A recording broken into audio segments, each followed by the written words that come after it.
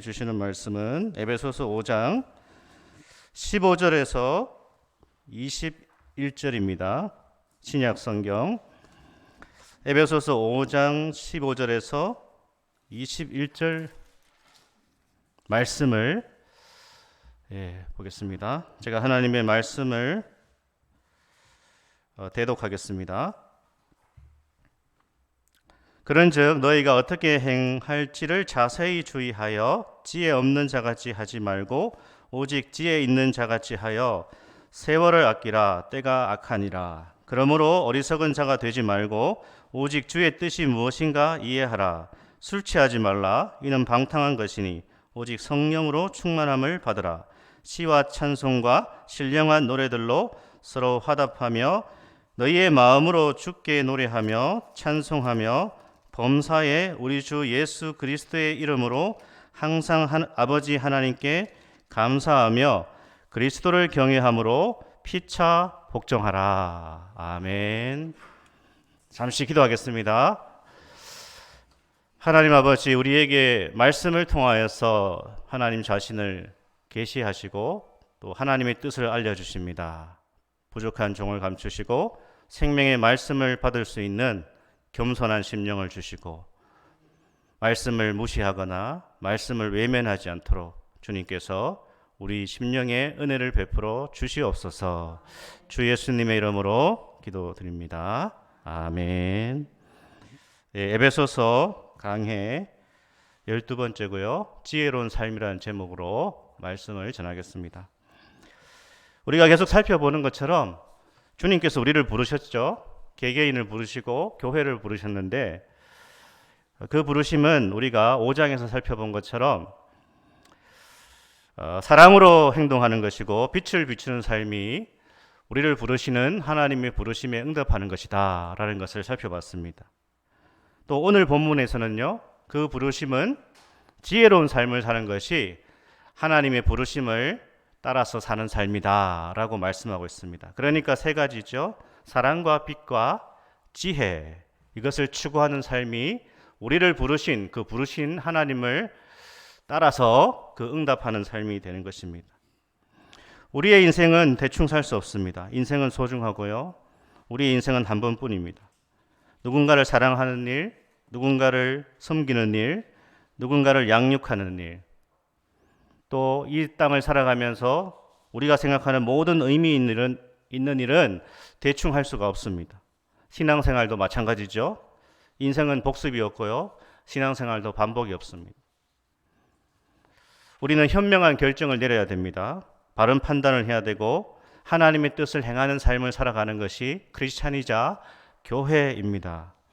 오늘 지혜로운 삶으로 나아가라 라고 말씀하는데, 오늘 에베소서에서 보여주고 있는 지혜로운 삶이 무엇인지를 두 가지로 오늘 본문을 따라서 살펴보겠습니다. 첫 번째로 지혜로운 삶은요, 세월을 아끼는 것이 지혜라고 말씀하고 있죠. 우리 15절에서 17절을 같이 한번 읽겠습니다. 그런즉 너희가 어떻게 행할지를 자세히 주의하여 지혜 없는 자같이 하지 말고 오직 지혜 있는 자같이 하여 세월을 아끼라. 때가 악하니라. 그러므로 어리석은 자가 되지 말고 오직 주의 뜻이 무엇인가 이해하라. 아멘. 15절에 보면 어떻게 행할지를 자세히 주의해라 라고 하고 있습니다. 지난 주일에 말씀드린 것처럼 신앙생활과 우리 인생은 그냥 아무렇게나 살아가는 것이 아니라 신앙적인 고민을 하고 또 생각하며 그렇게 살아가는 것이라고 했습니다. 어떻게 살아가야 될지를 심사숙고해라, 그런 뜻이죠. 왜냐하면 우리는 지혜 있는 자가 되어야 되기 때문에. 지혜 있는 자가 되기 위해서는 어떻게 해요? 이렇게 어떻게 내가 살아가야 될지, 살고 있는지, 어떻게 신앙생활을 하는 건지를 생각해야 된다는 뜻입니다. 그래서 오늘 말씀해 보니까 이렇게 지혜로운 자가 되기 위해서, 지혜롭게 처신하기 위해서는 그것이 무엇인가라고 했을 때에 바로 세월을 아끼는 것이 지혜로운 삶이다, 그런 말씀이죠. 사도가 말하는 지혜라는 것은요, 에베소서에서는 하나님의 말씀대로 살아가는 것이 지혜입니다. 하나님 말씀을 묵상하고 그대로 살아가는 것을 에베소서에서 지혜라고 얘기하고 있는데, 오늘 구체적으로 지혜로운 사람을 세월을 아끼는 사람, 그렇게 말씀하고 있습니다. 이것은요, 시간을 잘 쪼갠다, 계획표를 세워서 계획대로 살아간다 라는 것만을 의미하지 않습니다. 여기에 특별히 우리가 주목해야 될 단어가 있죠. 동사 아끼라, 세월을 아끼라 라고 했을 때 이 아끼다 라는 것은 구속하다 이런 뜻입니다. 되찾다 이런 뜻입니다. 시간이라는 것을, 세월이라는 것을 악한 자가 빼앗아 갔는데 그것을 되찾아내야 된다, 그런 의미를 가지고 있는 것입니다. 물론 이 세월과 시간이 그 주인이 사탄이 아니죠. 악한 자가 아닙니다. 하지만 우리의 세월, 우리의 시간이 악한 자에게 빼앗길 수 있다, 그런 뜻입니다. 또 빼앗겼다면 그 시간을 다시 찾아와야 된다, 그런 뜻입니다. 세월을 무익하게 허비하면 안 된다는 것이죠. 통계에 따르면요, 현대인들의 평균적으로 하루 5시간 이상 TV 시청을 한다고 합니다. 우리 성도님들은 하루에 TV 시청을 얼마나 하시는지 모르겠습니다. 휴대폰 사용은 거의 24시간 중에 잠자는 시간을 빼고 휴대폰에 많은 사람들이 시간을 빼앗기고 있다고 합니다. 물론 휴대폰에서 유용한 것도 있죠. 편리한 것도 있고 거기에서 우리에게 필요한 것도 있지만 대부분 많은 시간을 거기에 쓴다고 합니다. 사랑하는 성도 여러분, 사람들이 시간을 어떻게 활용한지를 잘 돌아봤으면 좋겠습니다. 모두에게 24시간이라고 하는 시간이 주어졌습니다. 그러나 하나님 안에 있지 않으면 그 시간을 자기 좋을 대로 쓴다는 것입니다. 자신의 욕망을 따라서 그냥 마음대로 써버리면 어리석은 자가 된다라고 말씀하고 있습니다. 왜냐하면 세월의 주인, 시간의 주인은요, 내가 아닙니다. 그리스도인은 세월의 주인과 시간의 주인이 내가 아니라 하나님인 것을 믿는 것이죠. 인생이라고 하는 시간은 하나님이 주신 선물이라는 것입니다. 이 선물을 어떻게 내가 잘 활용할 것인가? 왜냐하면 세월이라는 것은 70년, 80년, 평균 수명이 많이 확장되었지만 한 평균 80 정도로 보는 거 아니겠습니까? 80, 90. 그 세월 동안 하나님이 세월, 시간이라고 하는 선물을 주셨는데 이 선물을 함부로 취급하면 어리석은 자가 되고 이 선물을 아름답게 선용할 때에 지혜로운 자가 된다라고 말씀합니다.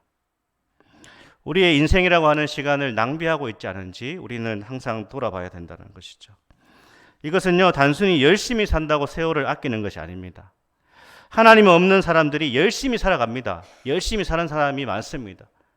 하나님 모르는 사람도 부지런하고 시간을 막 쪼개고 잠자는 시간까지 아껴서 자기 일에 몰두하는 그런 세상 사람도 많지 않습니까? 그런 거 보면 부끄러울 때가 있습니다. 저런 하나님 없는 사람들도 저렇게 시간을 쪼개서 열심히 사는데 나는 너무 이제 게으른 거 아닌가, 그런 생각도 하기도 하는데, 그러나 중요한 것은 하나님 없는 사람들이 열심히 산다고 해서 그것이 다 의미 있다라는 것이 아니죠. 영혼의 관점에서 볼 때에 단순히 시간을 막 이렇게 쪼개서 사는 것이 의미 있는 것이 아니라 정말 유용한 시간, 하나님이 기뻐하시는 시간은 하나님 안에서 시간을 써야 된다는 것입니다. 세상 사람들이 열심히 살아가지만 자신의 육신적인 일에만 시간을 써버리면 그것은 참된 삶이 아니다, 성경이 말하고 있습니다. 성도는요, 하나님 안에서 선한 계획을 세워서 살아야 됩니다. 선한 계획을 세워야 됩니다. 그래서 우리는 참 물질의 11조뿐 아니라 시간의 11조를 주님께 드리는 것이 어떤가, 저는 그런 생각을 합니다. 이것이 너무나 의미 있고 소중합니다. 물질의 11조를 드리지만 시간에 내 인생의 11조를 드리지 못하고 있다면 이것은 사실 온전하게 주님께 드리지 못하는 것입니다. 하루 24시간 중에 내가 하나님을 위해서 하나님과 관계된 일을 그 시간에 11조를 드릴 수 있다면 이것만큼 복된 일이 어디 있겠습니까? 이 시간에 11조를 드리는 훈련을 했으면 좋겠습니다. 하루 24시간 중에 한 2시간은 내가 하나님과 관계된 일들을 하리라. 그렇게 기도하면서 시작해 보면 참 좋을 것 같습니다. 또 우리의 인생이라고 하는 한 80년, 90년이라고 하는 인생을 돌아봤을 때에 우리의 긴 인생 속에서 그 인생의 어떠한 한 기간을 주님을 위하여서 복음을 위하여서 전적으로 드릴 수 있는 그러한 시간들 그렇게 하시는 분들도 종종 있습니다.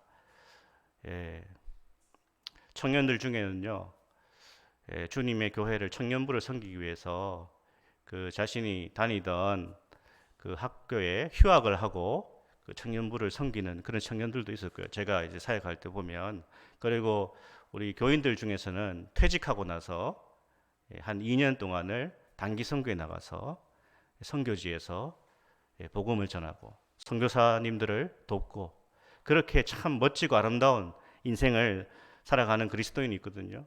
물론 다 뭐 단기 선교 가라는 말씀이 아니라 우리가 기도하면서 내가 내 인생의 10의 1조를 주님께 어떻게 드려야 될까? 그러면 정말 우리는 지혜로운 자가 되어 세월을 아끼는 하나님의 사람이 되는 것입니다. 오늘 교회 직원을 선출하죠. 직분자를 세웁니다. 교회의 직분자는 섬기는 사람이고요.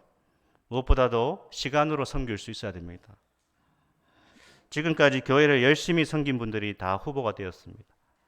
그런데 직분자가 되면요, 좀 더 교회를 위해서 수고할 마음의 다짐이 있어야 됩니다. 모두가 그런 마음이 있으시리라 저는 믿습니다. 무엇보다도 자기 시간을 교회를 위해서 할애할 수 있는 사람이 직분자요, 리더입니다. 인생에서 주님을 위해서 내가 시간을 드릴 수 있다는 것이 얼마나 복된 일입니까? 그것을 시간 낭비라고 생각하면, 손해라고 생각하면 직분을 안 하는 게 좋죠. 그러나 정말 내가 이 주님의 교회를 참 사랑하고 섬길 수 있는 그런 기회가 주어졌다. 나에게 그 기회를 주셨다. 그리고 교회가 그 기대를 가지고 나에게 이런 귀한 직분을 주었다라고 생각할 때 감사하면서 겸손히 나의 소중한 시간을 주님과 주님의 백성을 위해서, 교회를 위해서 할애하는 것보다 더 복된 일이 없다고 믿습니다. 그렇습니다. 우리는 우리의 시간을 무의미하게 허비되는 것이 문제고요.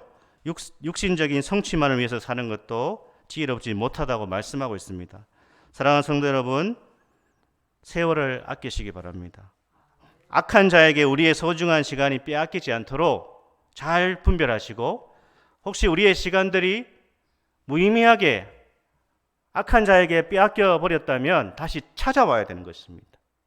그 시간을 의미 없이 세상적으로, 정말 영적으로 도움이 되지 않는 일에 나의 많은 시간이 빼앗기고 있다면 오늘 이 말씀을 통하여서 우리의 시간들을 다시 되찾아올 수 있기를 축복합니다.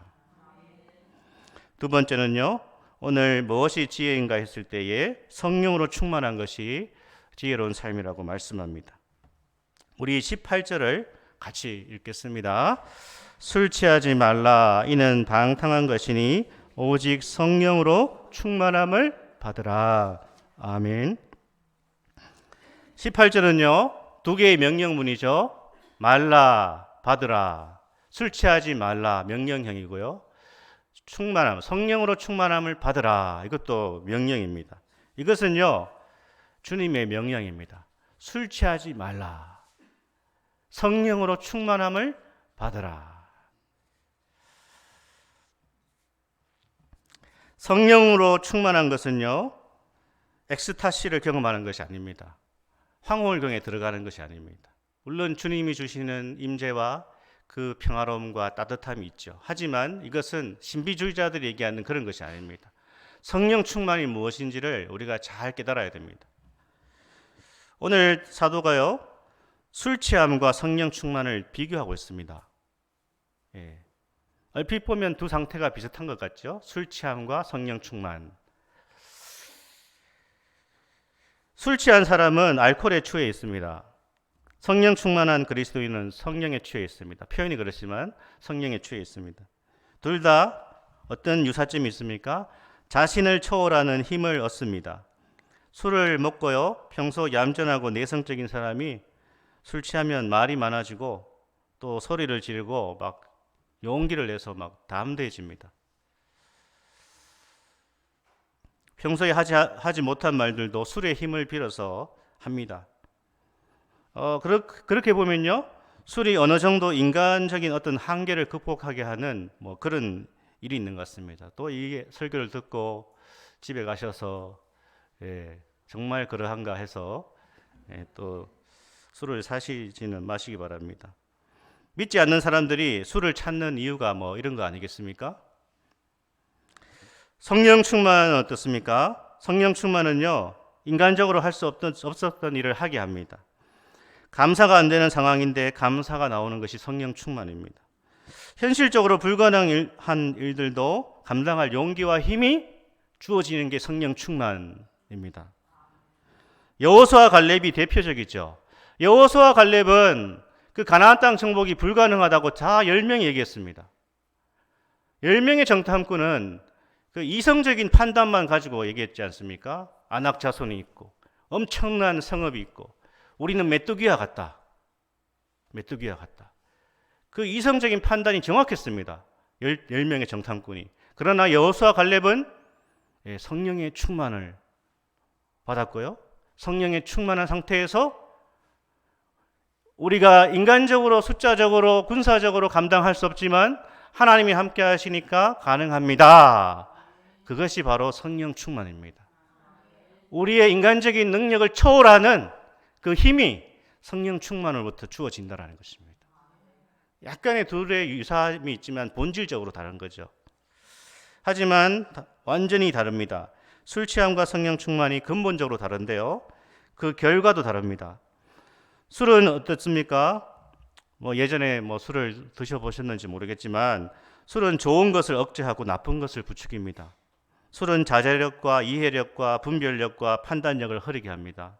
술은 인간의 타락한 본성으로 이끌어서 죄를 짓게 합니다. 그래서 오늘 말씀에 보면 방탕으로 이끈다. 이 방탕은요, 짐승처럼 된다, 그런 것입니다. 그렇죠. 술 취한 사람들 이성을 잃고 분별력을 잃고 판단을 잃고 못할 짓을 하고 정말 짐승처럼 인간을 만드는 그런 사례가 술입니다. 반대로요, 성령 충만은 우리 안에 좋은 것을 일깨웁니다. 하나님이 창조하신 아름다운 것들을 더욱 고양시키는 것이 성령 충만이라는 것입니다. 그래서 성령 충만한 그리스도인은 아름다운 사람이 됩니다. 매력적인 사람이 됩니다. 성령 충만한데 사람들이 막 기피하고 가까이 가기 힘들고 부담스럽고 이런 것은 사실 성령 충만이 아닙니다. 성령 충만한 그리스도인은요, 누구나 가까이 가고 싶은 사람이 됩니다. 왜냐하면 그 성령 충만한 사람에게는 사랑이 있고요, 따뜻함이 있습니다. 배려가 있고 또 수용이 있습니다. 그래서 성령 충만한 그리스도인이 모인 곳에는 하나님의 역사가 일어나고 복음 전도가 일어나는 것입니다. 이것이 성령 충만입니다. 막 이렇게 황홀경에 들어가가지고 막 난리를 치는데 밖에 나가서는 정말 이상하게 행동하고 이기적으로 행동하고 말도 함부로 하고 막 욕심쟁이에다가 막 싸움 딱에다가, 이건 성령 충만 아닙니다. 오해하시면 안 됩니다. 성령 충만하면요, 사람이 변화되는 것입니다. 사람이 점점 그리스도를 닮아가는 것입니다. 예전에 그 사람이었나? 저 사람이? 라고 할 정도로 아주 매력적인 사람이 되어가는 것입니다. 성령 충만한 그리스도인은요, 편협한 사람이 아닙니다. 소위 말해서 요즘 꼰대가 아닙니다. 여유가 있고 낭만이 있고 사람을 끄는 힘이 있습니다. 그 사람은요, 타인에 대한 이해의 폭이 넓습니다. 꼰대는 어떻습니까? 사고가 경직되어 있습니다. 그러나 성령 충만한 사람은요, 사고가 유연합니다. 사고가 유연해야 됩니다. 성령 충만은 어떻게 드러나는가 오늘 말씀에서 보여주고 있습니다. 19절에서 21절을 우리가 같이 읽어보겠습니다. 이게 성령 충만의 결과입니다. 읽겠습니다. 19절부터 시와 찬송과 신령한 노래들로 서로 화답하며 너희의 마음으로 주께 노래하며 찬송하며 범사의 우리 주 예수 그리스도의 이름으로 항상 아버지 하나님께 감사하며 그리스도를 경외함으로 피차 복종하라. 아멘. 성령 충만은요 19절부터 21절로 나타난다라는 것입니다. 잘 아셔야 됩니다. 누가 성령 충만한 사람인가 라고 했을 때 19절부터 21절의 현상이 나타나야 성령 충만한 사람입니다. 찬송하는 사람입니다. 돈이 없습니다. 물질이 부족합니다. 저처럼 잘생기지 못해도 뭐 하나 이렇다 할 게 없습니다. 내세울 게 없습니다. 하지만 하나님의 구원의 은혜가 늘 그 사람의 가슴에 있습니다. 그래서 찬송합니다. 내가 받은 은혜를 알기에 찬송하며 삽니다. 잔 칼뱅은요 이런 말을 하고 있습니다. 구원의 은혜를 깨닫지 못하고 사는 삶, 찬양하지 않는 삶은 신성모독이다. 그렇게까지 했습니다. 성령 충만한 그리스도인은요 찬송할 뿐 아니라 감사합니다. 왜냐하면 범사의 모든 일이 하나님이 다스림을 믿기 때문에 감사할 수 있습니다. 일이 잘 풀려도 감사하고 일이 잘 안 풀려도 감사할 수 있습니다. 왜 그렇습니까? 범사를 주님이 다스림을 믿기 때문에 감사하는 것입니다. 좌절은 한 이틀만 하십시오. 그리고 다시 감사하시면서 하나님께서 더 좋은 감사의 제목들을 주시리라 믿고 그 하나님께 나아가는 것이 성령 충만입니다. 성령 충만한 그리스도인은요 피차 복종합니다. 피차 복종. 왜 그렇습니까? 모든 사람이요 존귀한 하나님의 백성임을 알기 때문에 피차 복종합니다. 우리는 잘 알아야 됩니다. 교회는 질서가 있지만 교회는 계급이 아닙니다. 목사, 장로, 안수집사, 권사 계급이 아닙니다. 절대로 계급이 아닙니다. 그것은 질서 속에서 하나님의 교회를 아름답게 섬기기 위한 것입니다. 그래서 우리 교회가 새로운 직분자를 세우고 또 이렇게 중직자들을 세워나가는데 더욱 계급적으로 된다 그러면 이것은 문제가 있는 것입니다. 상호 존중, 피차 복종이 잘 이루어져야 되는 것입니다. 피차 복종할 수 있는 사람이 성령 충만한 사람입니다. 상호 복종은요 사랑의 행동입니다. 교회는 믿음이 깊을수록 낮아지는 것입니다. 잘 섬기는 사람이 성령 충만한 사람입니다. 먼저 낮아지는 그것이 성령 충만입니다. 우리 성도님들 교회는 세상과 달라야 됩니다. 그런 교회가 되어 나가야 됩니다. 안 그러면 우리 교회가 큰 소망이 없습니다. 철저하게 말씀 안에서 내가 바뀌리라. 우리 교회가 바뀌기를 원합니다. 하나님 말씀으로 우리가 새로워지기를 원합니다. 그래야 하나님의 역사가 일어나는 것입니다. 부흥하는 교회들이요 그냥 부흥하는 게 아닙니다. 정말 하나님 안에서 뼈를 깎는 저와 같은 목사가 가장 먼저 사실 잘해야 되고요. 그리고 중직자들이 뼈를 깎는 노력으로 진짜 건강한 교회를 만들리라. 우리의 본성과 우리의 어떤 자아를 깨트리고 하나님이 말씀하시는 그 교회를 우리가 완벽한 교회는 없죠. 완벽한 교회는 지상에 없습니다. 하지만 그래도 건강한 교회를 만들기 위하여서 정말 말씀 안에서 철저하게 깨어지지 않으면 별 소망이 없습니다. 별 변화도 없습니다. 먼저 낮아져야 됩니다. 먼저. 인사도 먼저 하십시오. 먼저. 인사도 먼저 하시고요. 내가 더 목사니까 집사님이 와서 먼저 인사해야지. 그런 거 없습니다. 먼저 인사하고 잘 지냈냐고 하고 사랑으로 이렇게 해야 거기에 역사가 일어나는 것입니다. 그렇지 않으면 30, 40 젊은 세대를 잡을 수가 없습니다. 어떤 분이 그런 얘기를 하시더라고요. 설교에 기대를 하지 마라. 성도들은 설교에 변화되지 않는다. 그 얘기를 들으니까 그럼 내가 왜 설교를 하고 있나?